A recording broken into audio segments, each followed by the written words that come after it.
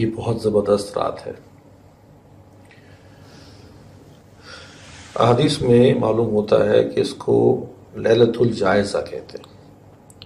جیسے کہ مہینہ بھر ایک مزدور مزدوری کرتا ہے جی، اور آخر میں جا کے اس کو اجرت ملتی ہے، اس کی پرفارمنس ایویلیویٹ ہوتی ہے، چھٹیاں کتنی کی، شارٹ لیو کتنی تھی، کام کتنا کیا، پروڈکشن کتنی کی، تو اس کے آخر میں جا کے حساب ہوتا ہے۔ اسی طرح یہ جو یکم شوال کی رات ہے، جس کو ہم عام طور پہ چاند رات کہتے ہیں، جی، اس کو لیلۃ الجائزہ کہتے ہیں کہ یہ ریویو ہوتا ہے، اللہ تعالیٰ ریویو کا فرماتے ہیں اور پھر دیکھتے ہیں کہ اس کو نے کیا اجر دینا ہے۔ اس رات کو بازاروں میں ضائع نہ کریں، اس رات کو یہاں وہاں فضول کاموں میں اس طرح سے نہ منائیں جیسے کہ خدا نخواستہ آپ کو مہینے کی قید کاٹ کے چھوٹے، بجاج،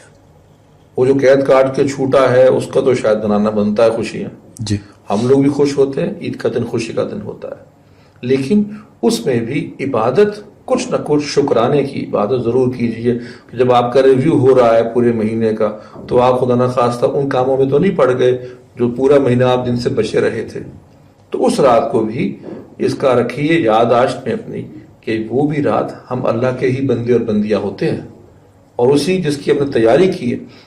جیسے ہم پہلے بھی بات کرتے رہے کہ یہ رمضان شریف تیاری اور ریفریشر اور ایمان کی تجدید کا مہینہ ہے، تو اس کا پہلا ہی دن جب شروع ہو اگلا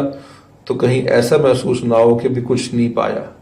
تو اس چاند رات کو ضائع نہ کریں، کچھ نہ کچھ وقت اس میں بھی اللہ کے شکر میں لگائیں کہ رمضان کا آنا بھی اس کی مہربانی ہے اور اس کا جانا بھی مہربانی ہے، یہ اس کی حکمت ہے۔ جو اس کی حکمت کا فیصلہ ہے وہی صحیح فیصلہ ہوگا، وہی اچھا ہمارے لیے ہے۔ تو چنانچہ اس رات کو بھی اللہ تعالیٰ کے سامنے سجدہ شکر میں کچھ وقت ضرور گزاریے۔